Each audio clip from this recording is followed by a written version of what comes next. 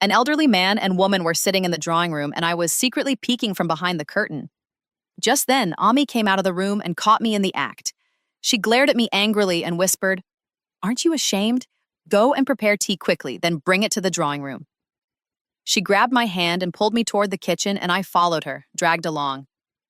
"Ami, at least tell me who they are, and what does the boy do?" I, always curious, lively, and talkative, asked without hesitation. She tapped me lightly on the head and said, "Girls shouldn't talk about their own marriage. It doesn't look good." Then she added, "They are the boy's elder brother and sister-in-law. His parents have passed away, so they've come with a proposal. The boy is nice too. He works with his brother at their clothing shop. The two brothers run it together." She told me a few basic details and then helped me set the tray. Before heading back into the drawing room, she said, "Come in after 2 minutes with your dupatta properly draped over your head." After exactly 2 minutes, I entered the drawing room gracefully, carrying the tea tray. The woman sitting opposite Ami smiled warmly and returned my greeting. She made me sit beside her and asked me many questions about household skills and responsibilities. After some time, they got up and left. Ami, however, stayed on the prayer mat, silently praying that the proposal would be accepted. I looked at her in amazement. "Ami, what's so special about this proposal that you're sitting on the prayer mat like this?" She looked at me with teary eyes and said, "You have neither a father nor a brother. All I ever worry about is what will happen to you if something happens to me. That's why I just want to send you off with dignity. And these people, they seem sincere and good." Hearing her words, tears welled up in my eyes too. I quickly hugged her, wrapping my arms around her neck. "My sweet Ami, you'll always be with me. Nothing will happen to you. You're still young. Why do you worry so much?" I tried to comfort her, and she smiled while kissing my forehead. "Life and death are never in our hands. I just want you to be happy in your new home. That's my only prayer." Then she folded her prayer mat and sat with me. We chatted for a while, and just then, a phone call came. It was from the same people. They said they liked me for their brother, Umar, and wanted the wedding to happen soon. Ami felt like all her prayers had just been answered. She immediately offered 2 rakats of gratitude. 2 days later, they came to our home with flowers and sweets. This time, the boy came along too. In our traditions, the bride and groom didn't meet before the wedding, so I spent the entire time peeking at Umar through the window. He truly was incredibly handsome and charming. Ami's choice made my heart sing with joy. The wedding date was set for 2 months later, and those 2 months passed by in the blink of an eye. With whatever means she had, Ami made all the preparations for the wedding, and then, after a grand ceremony, I was sent off to my new home. But as I crossed the threshold of our house, a painful thought clutched at my heart. My mother was now alone. My in-laws' home wasn't far from my mother's, so I had thought I would visit her often and keep her from feeling lonely, but a girl's thoughts rarely matter. What happens is what society has always dictated. I was sitting on the groom's bed, dressed as a bride, when my husband Umar entered the room. I shyly lowered my gaze. Umar sat beside me, and the first thing he said left me stunned.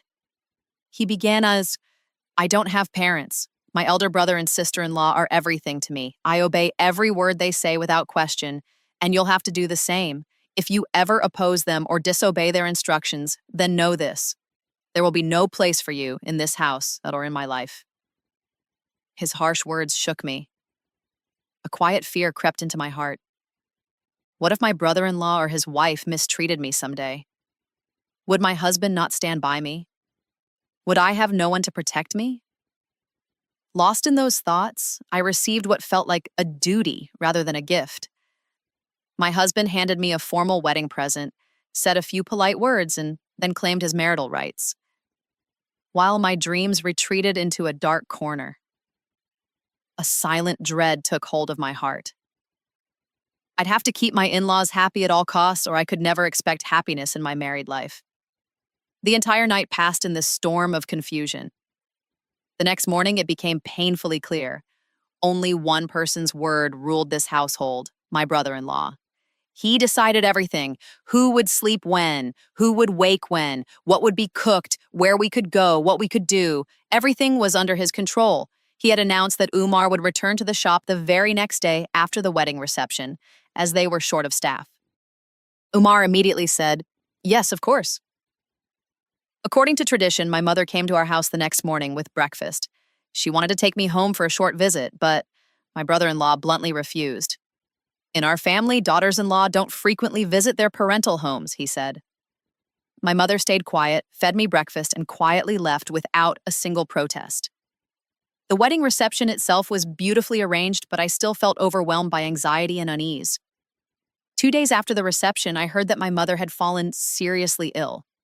I shared this with my sister-in-law, hoping for empathy, but she looked at me coldly and said, "Wasn't she perfectly fine during the wedding, and now suddenly she's sick? What a convenient excuse to go home. I know all about modern women and their drama. She probably faked being ill just because we didn't let you return for post-wedding customs." Then she added, "Wait till your elder brother-in-law returns from the shop. If he allows it, you can go. I won't give you permission." Her words shook me. Through tears, I pleaded, "My mother is truly ill and she's all alone. I'm the only one she has. I need to take her to the hospital, get her medicine. We don't know when my brother will be back." She stared at me angrily and said, "Then go if you must. But remember, you'll have to answer to Umar. He warned you what would happen if you disobeyed us."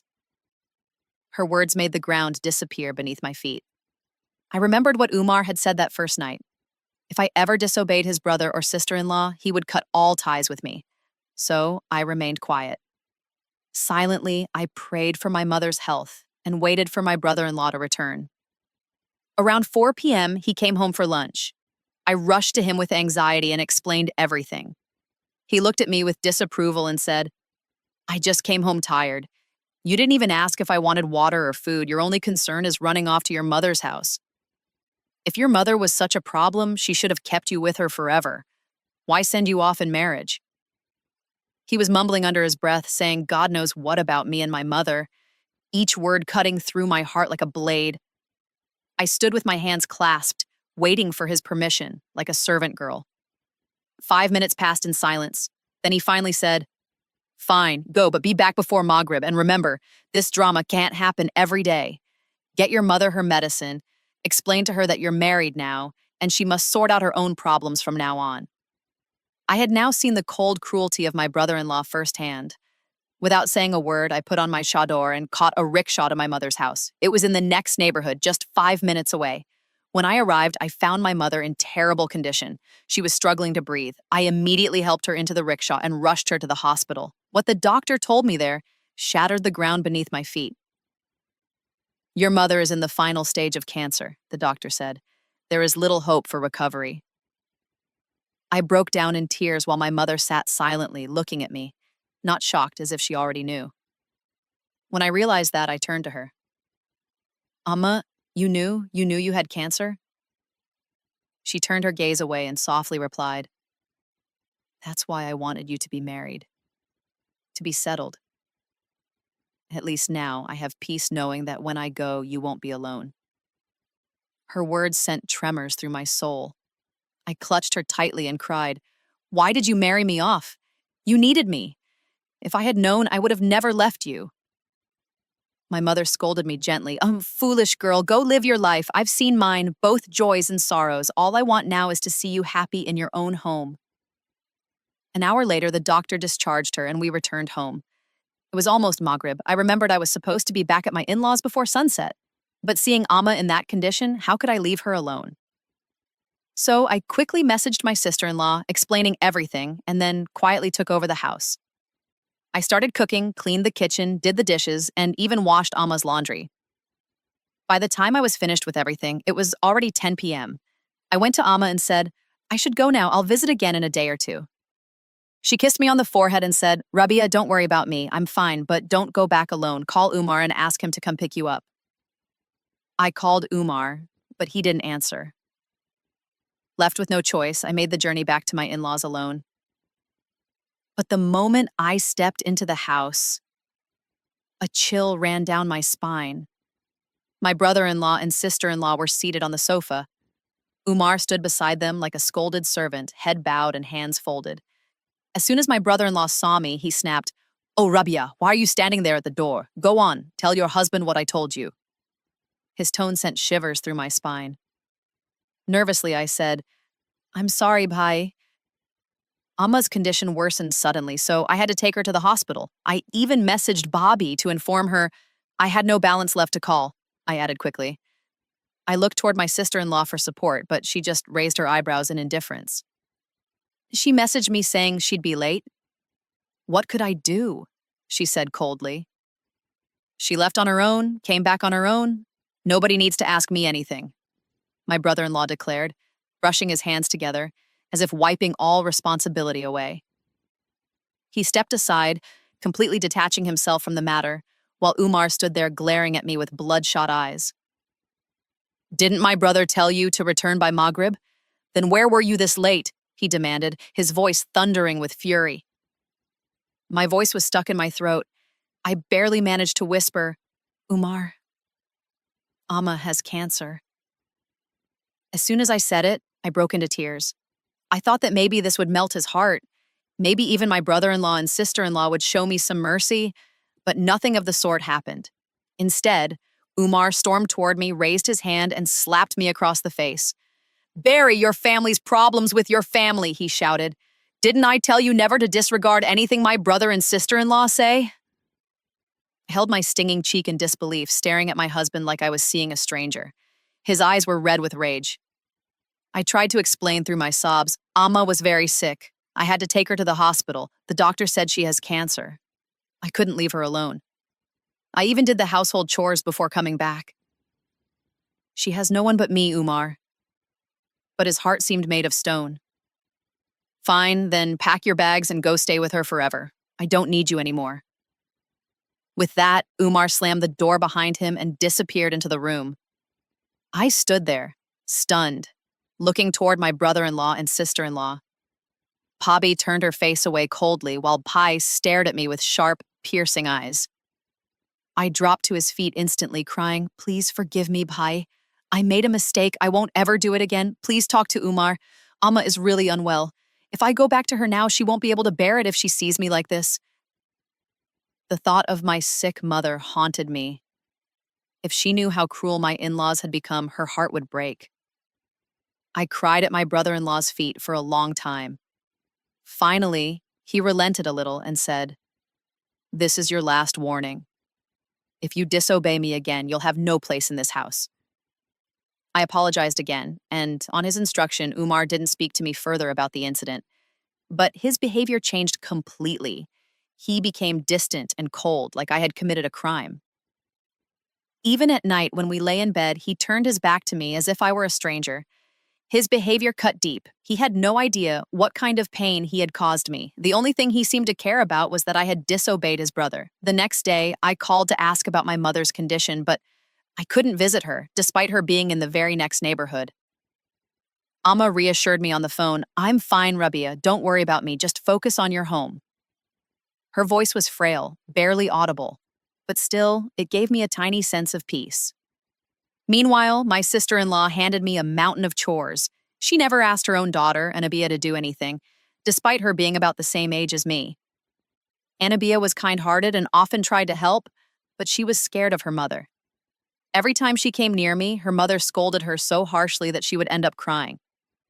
Eventually, I told her gently, "Anabia, don't worry about helping me. It's okay." Days kept passing, and I still couldn't go visit my mother. I spoke to her on the phone, but something about her voice felt worse than before. She sounded like she was struggling even to speak. She used to miss me a lot. A couple of times I tried to get permission from my elder brother-in-law to visit my mother, but he flatly refused. He said, "Your mother is perfectly fine. Nothing will happen to her. Focus on your household responsibilities." As for Umar, he didn't even consider talking to me important because to him, his brother and sister-in-law's word was the final authority. One day, as I was crying silently, remembering my mother, Anabia came to me and softly asked, "Auntie, if you want to visit, should I talk to my father?" I immediately refused out of fear. What if my brother-in-law thought I was influencing his daughter? She insisted, "If your mother is very sick, then you should go see her." She was genuinely sympathetic, but she also understood that I couldn't leave just like that. Then she forcibly dialed my mother's number and handed me the phone. I hadn't called my mother since morning. I put the phone to my ear, but my mother didn't answer. One ring after another went unanswered. As each call went without a response, I began to panic. Anabia, who was sitting beside me, also got worried. She immediately went to her mother and informed her. As always, my sister-in-law brushed it off, saying, "She must be busy with something. She's not sitting idle like you." I didn't dare argue, knowing full well that I would have to answer to Umar if I did. But Anabia insisted. "Mama, their house is nearby. Let us go. I have to pick something up from the market anyway. We'll come back quickly." Being the only daughter, Anabia was dearly loved, so her parents usually gave in to her demands. After much insistence, my sister-in-law finally agreed. "Okay, but come back quickly." Anabia and I left. I thanked her, but the moment we reached my mother's house, my world shattered. Neighbors were standing outside the door. Some women were inside. Seeing me, our neighbor Kulsum Kala broke into tears and said, "Rabia, you came too late. Your mother has passed away. Even as she left this world, she kept calling your name." I collapsed to the ground, unconscious. Everyone called me unfortunate for not being with my mother in her final moments. The mother who had raised me all alone after my father's death had passed away without me by her side. Anabia had called her parents. Soon after, my brother-in-law, sister-in-law, and Umar arrived, but at that moment, I needed no one. As my mother's body was lifted for burial, my brother-in-law ordered the food to be served from the pots they had brought, showing off hospitality. Everyone around praised my in-laws for their support, but only I knew the truth, how they had tormented me and my dying mother. My mother passed away yearning to see me one last time, and I barely survived that moment. After the funeral, everyone left. My in-laws took me back home and locked my mother's house. I lay in bed that night, crying silently. My husband, exhausted, slept soundly beside me. It didn't matter to him that my world had crumbled. In that entire house, only Anabia showed me kindness. She comforted me more than anyone else. Perhaps my cries had reached the heavens because I was constantly on the prayer mat, pleading with Allah. My heart found no peace, and I could not forget the injustice my husband had done to me. When her husband wants, he'll bring her back to your house. My sister-in-law just stood there, staring blankly at Anabia's father-in-law as he walked back inside after making that harsh statement. Umar turned to her and said, "Bhabhi, there's no use shouting here. These people are too influential. Our words won't affect them. Let's go home for now." Umar had a hard time convincing her, but he eventually managed to bring her back. The moment they reached home, she broke down in grief. She was desperate to see her only daughter again. She kept cursing Anabia's in-laws, but her words were falling on deaf ears. Nothing could change the reality now. She tried calling Anabia, but her phone was switched off. Then her husband called Anabia's husband, who let Anabia speak to her mother for barely 2 minutes, then coldly said, "No need to keep calling again and again," before hanging up. It was as if a thunderbolt had struck my sister-in-law's heart. She cried so much that her condition worsened, and we had to take her to the hospital. By the time we returned late that night, she was completely exhausted. She just kept weeping and cursing Anabia's in-laws, mourning her daughter as if she had lost her forever. After helping her settle, I returned to my room. It was already past 2 a.m., and I was physically and emotionally drained.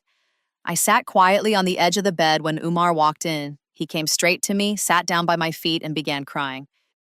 "Forgive me," he sobbed. I looked at him in surprise, not knowing what had come over him so suddenly.